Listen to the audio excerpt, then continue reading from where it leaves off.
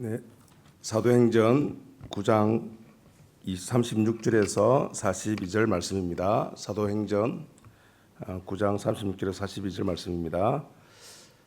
제가 가진 성경으로 신약성경 203페이지에 있습니다. 다 함께 한 목소리로 읽겠습니다. 요빠에 다비다라 하는 여제자가 있으니 그 이름을 번역하면 돌아가라. 선행과 구제하는 일이 심히 많더니 그때에 병들어 죽음에 시체를 씻어 다락에 누이니라. 루다의 요빠에서 가까운지라. 제자들이 베드로가 거기 있음을 듣고 두 사람을 보내어 지체 말고 와 달라고 간청하여 베드로가 일어나 그들과 함께 가서 이르매 그들이 데리고 다락방에 올라가니 모든 과부가 베드로 곁에 서서 울며 도로가가 그들과 함께 있을 때에 지은 속옷과 겉옷을 다 내보이거늘 베드로가 사람을 다 내보내고 무릎을 꿇고 기도하고 돌이켜 시체를 향하여 이르되 다비다야 일어나라 하니 그가 눈을 떠 베드로를 보고 일어나 앉는지라. 베드로가 손을 내밀어 일으키고 성도들과 과부들을 불러들여 그가 살아난 것을 보이니 온 요빠 사람이 알고 많은 사람이 주를 믿더라. 여기까지 읽겠습니다.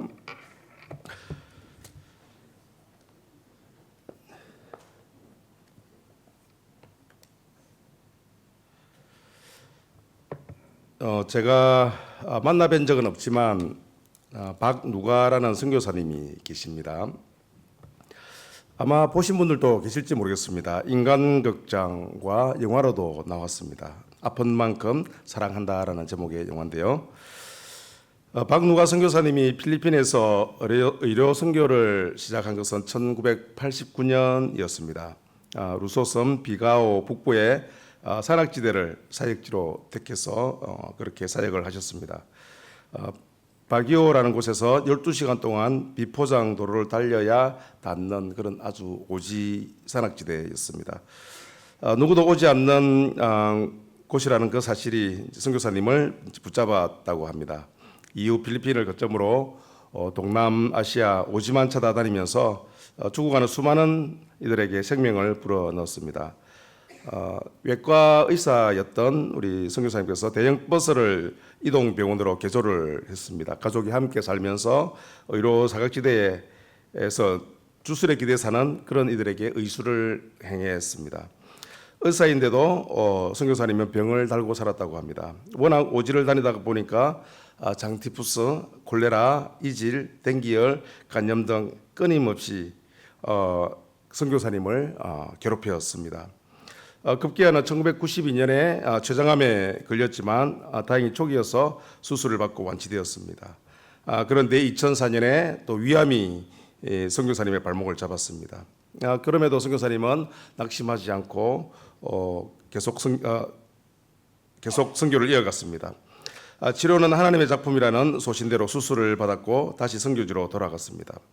하지만 말기암이 쉽게 치유될 리가 없었습니다. 몸을 혹사하니까 제대로 된 회복도 기대할 수 없었습니다. 2009년에는 간경화에 당뇨까지 더했습니다. 2016년 5월에는 위암이 또 재발되었습니다. 고통이 더해질수록 선교사님은 더욱 겸손했습니다. 아파 보니 환자를 더 잘 이해하게 된다며 오히려 고마워했습니다. 박누가 선교사님을 만나지 못했다면 닭피를 치료제 삼아 죽어갔을 생명이 수천 명이었을 것입니다. 선교사님은 아플수록 더 큰 사랑을 나누었던 성자였다고 합니다. 동남아시아 오지아의 슈바이처로 불렸던 박누가 선교사님은 사모님과 두 자녀를 두고 2018년 8월 26일 새벽 지병으로 소천하셨습니다. 향년 58세였습니다. 몸이 죽을 것 같이 아픈데도 어쩔 수 없이 일을 해야만 했던 그런 경험이 있지 않으십니까? 오늘 우리가 함께 읽었던 성경 본문은 섬기다가 죽었지만 다시 살아난 한 여인에 대해서 말씀하고 있습니다. 초기 교회는 유대인들과 로마로부터 심한 박해를 받아 고통당했습니다. 그 시절 다시스 유대인 사울도 예수님을 믿는 사람들을 핍박하는 데 앞장서고 있었습니다. 그러나 기적처럼 사울이 예수님을 만나고 믿는 자가 되었습니다. 이후 박해는 지나가고 그리스도인들은 다른 사람들에게 대해서 마음껏 사역할 수 있었고 또 비교적 평화롭게 복음을 전할 수 있었던 그런 시기가 있었습니다. 이런 시기에 예수님을 믿고 제자가 된 사람 중에 다비다라는 여제자가 있었습니다. 다비다는 히브리식 이름입니다. 헬라어로 번역하면 도르가입니다. 도르가는 사전적 의미로 가젤입니다. 영양, 이런 노루 이런 데요. 그 어원을 찾아가 보면 자신의 은혜와 아름다움을 아는 동물이라는 그런 뜻을 가지고 있습니다. 다비다는 유대인으로서 헬라 사람들 사이에 살며 그들의 언어를 말할 수 있었다는 것을 도르가라는 헬라식 이름에서 우리는 유추해 볼 수 있습니다. 도르가는 욥바에 살고 있었다고 오늘 본문은 말씀하고 있습니다. 욥바는 지중해의 동쪽 해변, 그러니까 이스라엘의 서해안이죠. 거기에 있는 매우 아름답고 분주한 항구 도시였습니다. 예루살렘에 접근하기 쉬운 그런 어시장이 있었는데요. 예루살렘에서부터 56km 정도 서쪽으로 떨어져 있는 도시였습니다.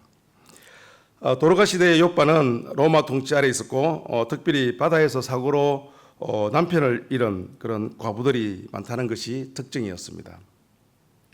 최근에 인기 있었던 그 폭삭 소가수다가 제주도가 배경이었고 바다에서 남편을 잃은 한 여인이 자신의 딸을 자신처럼 해녀로 시키지 않겠다라는 그런 바닷가 사람들의 이야기에서 시작합니다. 바닷가 사람들의 애환을 엿볼 수 있는 그런 내용입니다. 이런 환경에 살고 있는 욥바 사람들을 위해서 자신의 모든 것을 후하게 내어준 도르가의 삶에서 하나님께서 우리에게 주시는 도전 몇 가지를 함께 살펴보려고 합니다. 먼저 도르가는 착한 일과 구제하는 일을 많이 함으로써 하나님의 명령을 실천하였습니다. 욥바의 과부들과 아빠를 잃은 아이들의 필요는 절실했습니다. 그러나 당시 로마 정부나 시민들은 이들에게 어떠한 책임도 지지 않았습니다. 오히려 과부들과 그 아버지를 잃은 아이들을 종종 학대를 했거나 또 무자비한 사람들에 대해서 더 비참한 빈곤의 나락으로 떨어지곤 했습니다. 예수님의 제자 도르가는 섬기기 위해 자기 목숨을 많은 사람의 대속물로 주시기 위해 오신 그 예수님의 예를 따라서 궁핍한 사람들을 섬겼습니다. 성경의 기록에는 이 다비다가 과부였다는 사실도 없고 또 남편에 대해서도 어떤 언급도 없습니다. 아마도 도르가는 다른 사람을 섬기기 위해 결혼을 미룬 젊은 여자인 것으로 추정한다라고 그렇게 빌 가스드 박사님은 말씀하고 있습니다.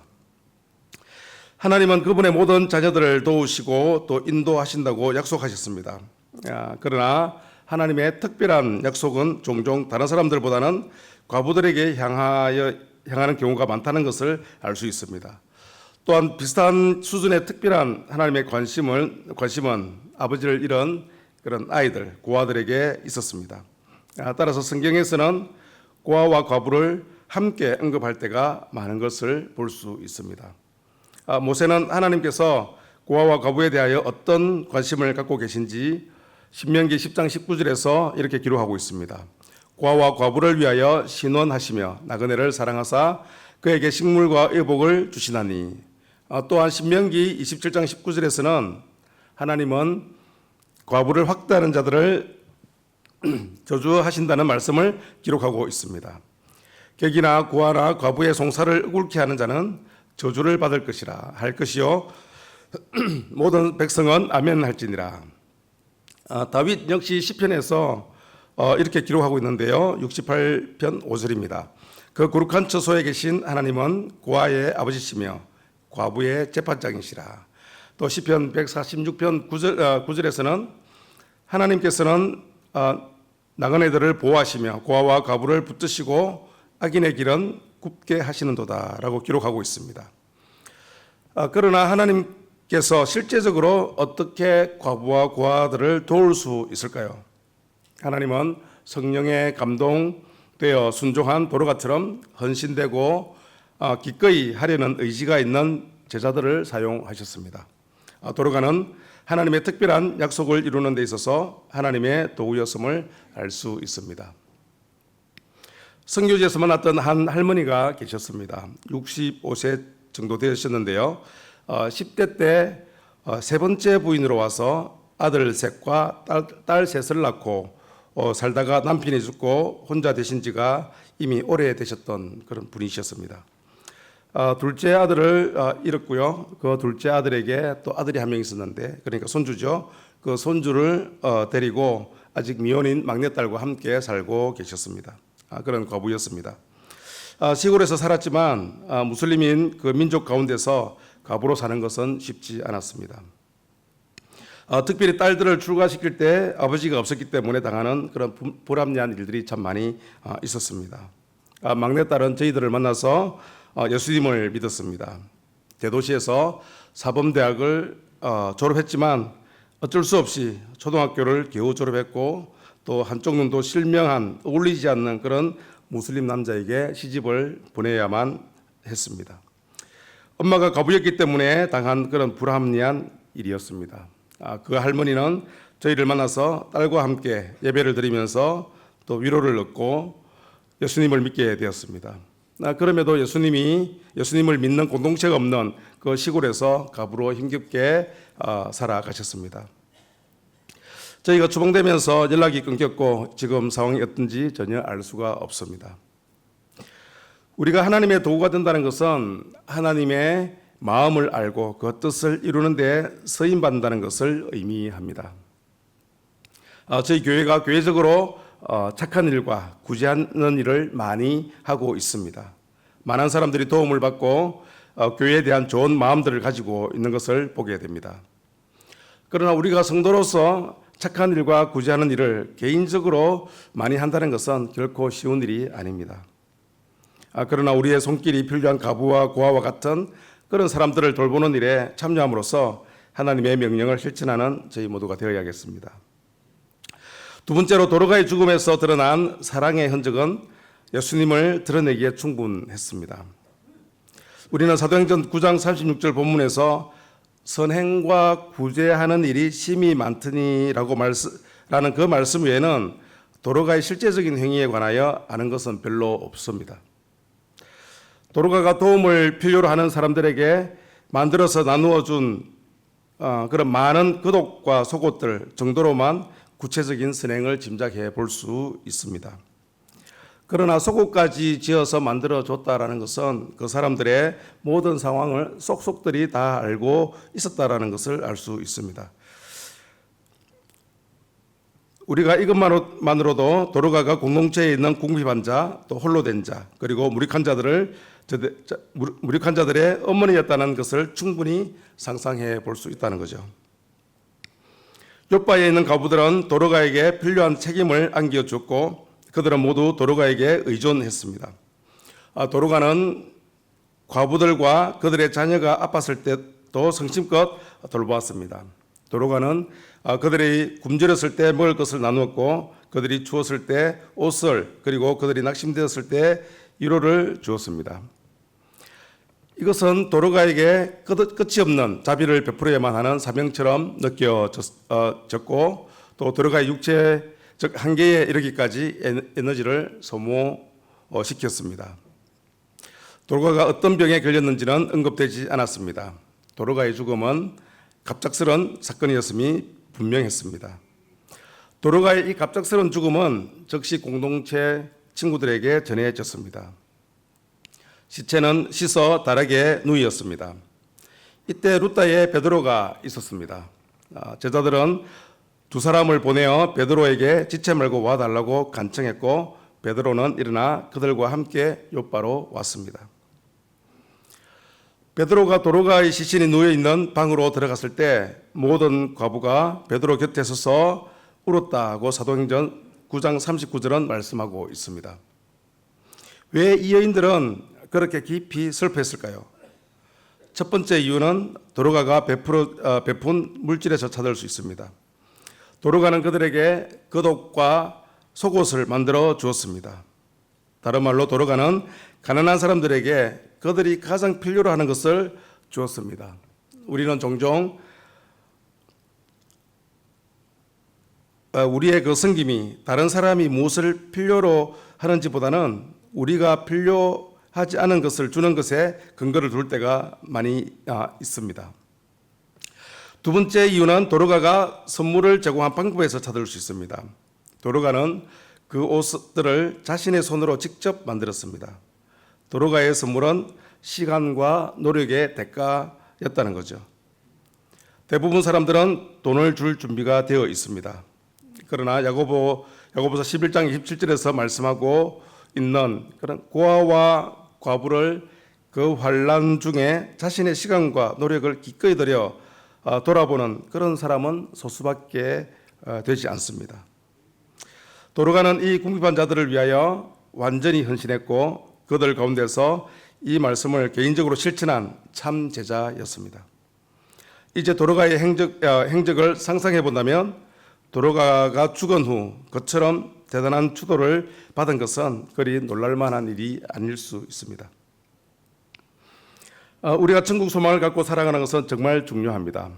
그와 함께 우리가 죽은 뒤 다른 사람들에게 어떤 사람으로 기억되는가도 매우 중요합니다.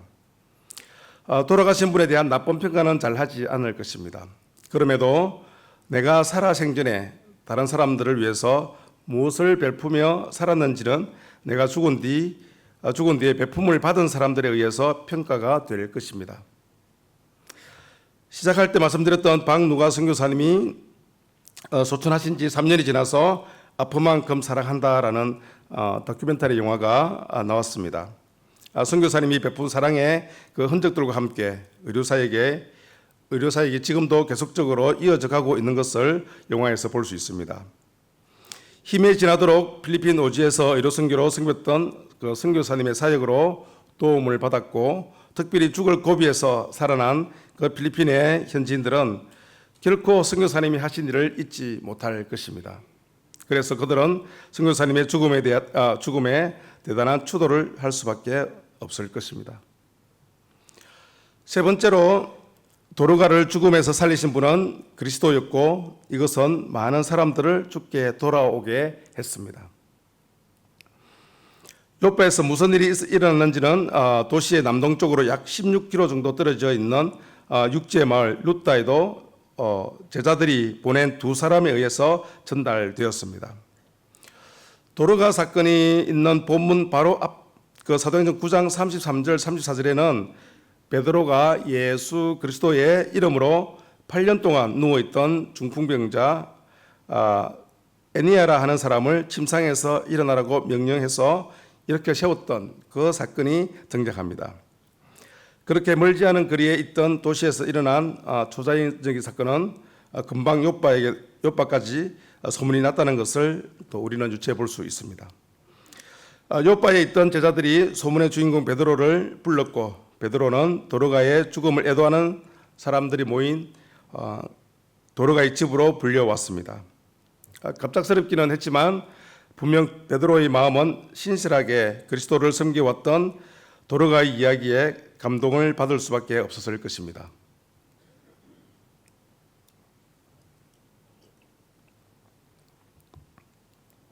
베드로는 모든 사람들을 밖으로 내보낸 뒤 기도하기 시작했습니다. 열왕기상 17장에서 엘리야가 또 열왕기하 4장에서 엘리사가 죽은 자를 살릴 때와는 다른 방법이었습니다. 엘리야와 엘리사는 그 죽은 시신 위에 자기의 몸을 포개면서 그렇게 그 아이들을 살려냈습니다. 그러나 베드로는 단지 무릎을 꿇고 기도한 뒤 도로가의 시체를 향하여 다비다야 일어나라고만 했습니다. 도로가는 바로 눈을 떠서 베드로를 보고 일어나 앉았습니다. 베드로는 손을 내밀어 일으키고 성도들과 과부들을 불러들여 도로가가 살아난 것을 보았습니다. 사도행전 9장 42절에서 온 요파 사람이 알고 많이 주를 믿더라라는 말씀으로 도로가의 사건은 마무리가 됩니다. 죽었던 사람이 살아나는 일은 자연스럽게 관심을 불러일으킬 수 있습니다. 그러나 왜 그리스도를 믿는 데까지 이르렀을까요? 그들이 그리스도를 믿은 이유가 도로가가 경건한 행동과 사랑의 실천에 친숙했기 때문이었습니다. 그들은 도로가가 주님의 제자가 될 자격이 있다는 것을 이미 알고 있었습니다. 또한 예수님이 세우신 12제자의 수장으로서 초대교회의 리더이자 복음을 전하는 대표자로서 활동했던 베드로가 죽은 도로가를 살렸다라는 그 사실은 또 두 가지 확신을 줍니다. 첫째는 사람을 죽음으로부터 살릴 수 있다는 것이 가능했다는 것입니다. 만약 베드로가 도로가를 살릴 수 있었다면 이것은 분명히 죽음에서 부활하시고 또 베드로가 섬기는 예수님께서 하신 일이었습니다. 예수님의 부활은 당연히 그를 믿는 우리의 기본적인 믿음입니다. 둘째, 착한 일과 구제하는 일을 한 도로가의 신분은 하나님께 속했다라는 것을 확신할 수 있습니다. 어떤 사람이 아주 친절하고 후하다면 사탄에 속했다고 할 수 없을 것입니다. 이 두 가지가 많은 이들로 하여금 그들의 믿음과 신뢰를 예수 그리스도가 그들의 주님이시고 구원자이신 것을 믿고 신뢰하는 데 큰 역할을 했다고 볼 수 있습니다. 신약 성경은 더 이상 도로가에 대해서 말하는 것이 없습니다. 그러나 우리는 분명 도로가가 주님께서 자신에게 맡기신 일을 즉각적으로 다시 시작했으리라 확신할 수 있습니다. 다시 살아난 도로가는 변함없이 가난하고 무력한 자들을 돕고 위로하는 사역을 계속했을 것입니다. 사람들은 어떤 기적적인 사건을 경험한 뒤 예수님을 믿을 가능성이 높습니다. 특별히 병이 들었다가 나았을 때 복음을 받아들이고 믿는 경우들을 많이 우리는 볼 수 있습니다. 만약 죽었다가 살아난 경우를 경험한다면 그것도 하나님께서 기도함으로써 이런 기적이 일어났다면 이것만으로도 하나님의 살아계심을 쉽게 믿을 수 있을 것입니다. 그러나 도로가의 경우는 죽었다가 살아났기 때문에 이것이 예수님의 능력으로 가능했기 때문에 믿는 사람이 많았다고 할 수는 있지만 도로가가 평소에 했던 그 삶의 방식, 실천 이런 것을 보았고 또 알고 있었던 것만으로도 사람들은 도로가가 믿었고 따랐던 그 예수님을 쉽게 받아들일 수 있었습니다. 우리가 하는 일이 하나님께 속한 신분을 드러낼 수 있는가 하는 것은 매우 중요합니다. 구제하는 일을 하고도 도리어 욕을 들을 수도 있습니다. 옳은 일을 옳은 방법으로 했을 때 사람들은 인정하고 칭송하게 될 것입니다. 착한 일, 구제하는 일, 선교, 봉사 이 모든 일을 함에 있어서 하나님이 주신 그 마음으로 전심으로 할 때 많은 사람들이 죽게 돌아오는 그런 역사가 있을 것입니다. 말씀을 맺겠습니다. 향상교회 파송 선교사님 중에 박종열 선교사님은 전립선암 수술을 받은 후 선교지로 다시 나가셨습니다. 이소명 선교사님은 갑상선암 수술을 하시고 선교지로 다시 나가셨습니다.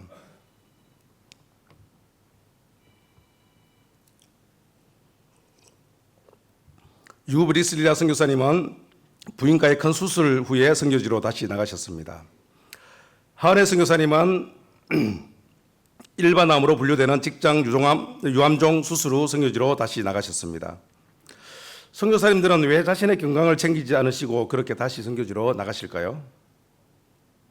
목장에서 훈하고 계시는 한 선교사님은 사모님께서 암 수술을 하시고 항암 중에 계신데 선교지의 사역을 위해서 사모님은 한국에서 항암을 받으시고 또 선교사님은 선교지로 나가야만 하셨습니다. 왜 이렇게까지 선교지에서의 사역을 계속 하셔야만 할까요? 저희 교회에서 매월 성품을 하고 있는데요. 올해 5월의 성품은 후함입니다. 이 후함의 정의는 자원을 신중하게 관리하여 필요한 사람에게 아낌없이 주는 것입니다. 여기서 필요한 자원은 나의 시간, 또 나의 재능, 심지어 나의 목숨까지도 포함합니다. 하나님의 후함은 그 아들 독생자 예수 그리스도를 아낌없이 우리에게 주셨다는 것입니다. 도로가는 자신의 시간, 에너지를 이웃을 위해서 후하게 주면서 생명까지도 내어 주었습니다. 선교사님들도 마찬가지입니다. 섬기는 선교지의 영혼들을 위해서 자신의 모든 것을 아낌없이 주시는 후함을 실천하고 계신 것입니다.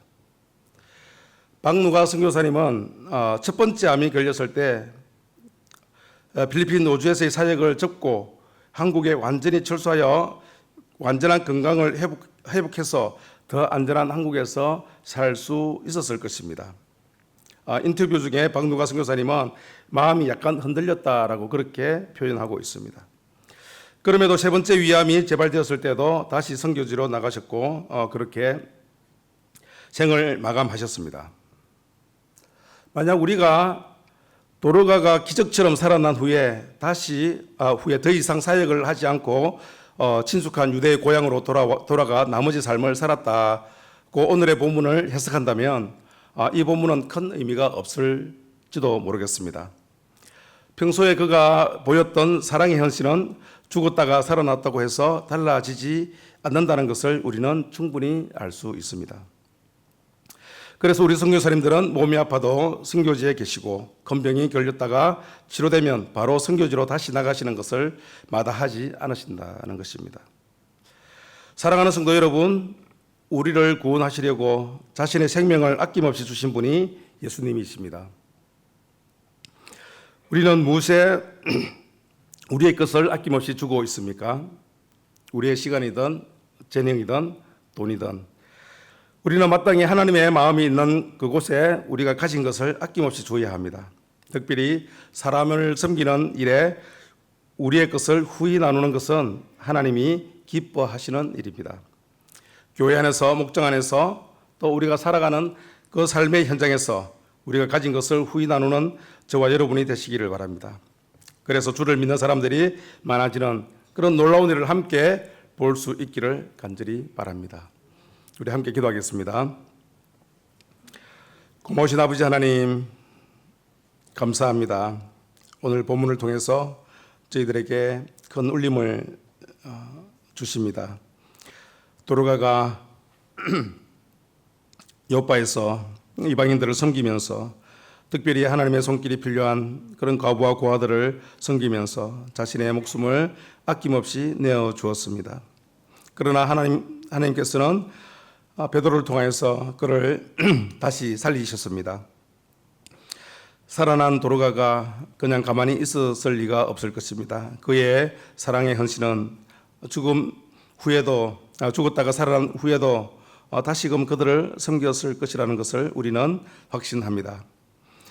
열방에서 사역하시는 우리 선교사님들이 자신의 몸을 돌보지 않고 그렇게 선교지 현지의 영혼들을 섬기고 있는 모습을 보게 됩니다.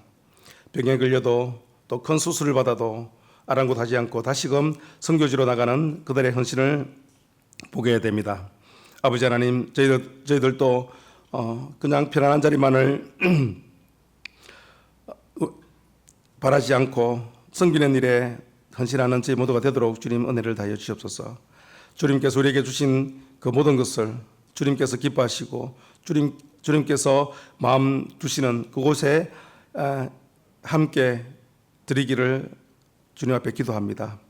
아버지 하나님, 우리가 그렇게 할 수 있도록 힘을 주시고 에너지를 주시고 능력을 다하여 주시옵소서. 감사드리며 예수님의 이름으로 기도드립니다. 아멘. 우리 함께 찬양하겠습니다.